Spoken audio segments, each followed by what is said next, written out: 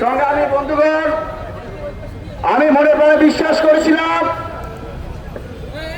বাংলাদেশ জামাত ইসলামী একটি নির্যাতিত মানুষের দল, মজলুমদের দল।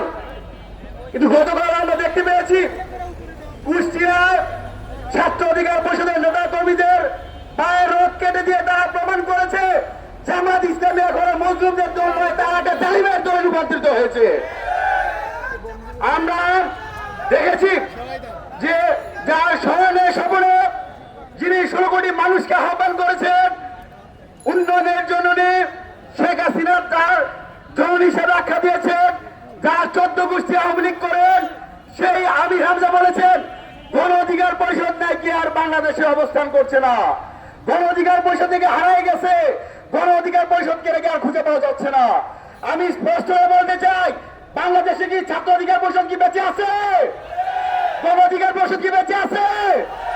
এই বাংলাদেশে জামাত ইসলাম, জামাত শিবির থাকবে কি থাকবে না তা এদেশের মানুষ ঠিক করবে। কিন্তু এই দেশের স্বাধীনতার সার্বভৌমত্ব যতদিন থাকবে, ছাত্র অধিকার পরিষদ, যুব অধিকার পরিষদ, গণ অধিকার পরিষদ ততদিন বাংলাদেশে থাকবে।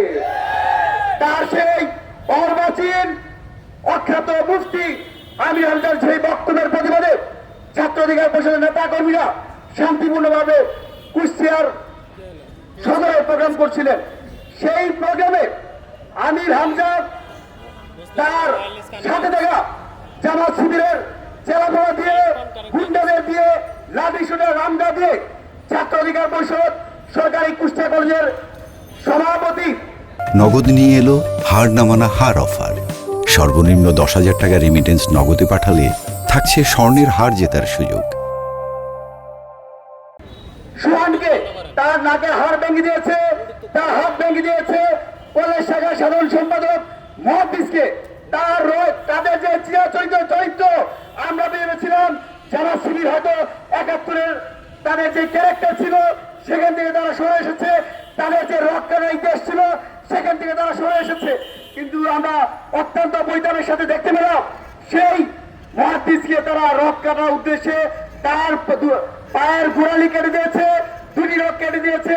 বর্তমানে তার পায়ে 26টি সেলাই লেগেছে। আমরা ছাত্র অধিকার পরিষদের পক্ষ থেকে জামাত শিবিরের যে ঐতিহাসিক চরিত্র, সেই খুন খারাপি রক্ষাটা যদি এই অভ্যুত্থান পরবর্তী বাংলাদেশে তারা যদি অক্ষত রাখে, তাহলে দেশের সকল ছাত্র জনতা নিয়ে তাদেরকে প্রতিরোধ করে তোলা হবে। আমাদের বক্তব্য স্পষ্ট। আমরা দেখেছি মুফতি আমির হামজা একজন সংসদ সদস্য, তিনি বর্তমান সংসদের বিভিন্ন নারী যারা আছেন, সাংসদ আছেন, তাদের চরিত্র নিয়ে কথা বলছেন। নারী সাংসদের শারীরিক গঠন নিয়ে কাউকে বলা হচ্ছে তার বুড়ি বেড়ে গেছে, কারো অসৌজন্যমূলক আচরণ করছে। জাহাঙ্গীরনগর বিশ্ববিদ্যালয়ে বলা হয় সকালে নাকি সেখানে মদ দিয়ে কুলি করতে হয়। বিভিন্ন বিশ্ববিদ্যালয় নিয়ে তারা মাদকের আটকাখানা, ব্যবসাখানা বলে অভূষিত করা হয়। আমরা স্পষ্ট বলতে চাই, ছাত্র অধিকার পরিষদ মনে করে একজন আইন প্রণেতা এরকম একজন উন্মাদ পাগল হয়ে একজন আইন প্রণেতা বাংলাদেশে থাকতে পারে না। অনতি বিলম্বে সংসদ সদস্য হিসেবে মুফতি আমির হামজাকে তার এই জায়গা থেকে অব্যাহতি দিতে হবে। সর্বশেষ একটা কথা বলেই শেষ করবো, যদি এই বাংলাদেশের কোন বিশ্ববিদ্যালয় ক্যাম্পাস যারা কোথাও যদি ছাত্র অধিকার পরিষদের একজন কর্মীর পশ্চিমে আঘাত আসে, ছাত্র শিবিরের নাম নিশানা এই বাংলাদেশকে উৎখাত করা হবে। ধন্যবাদ।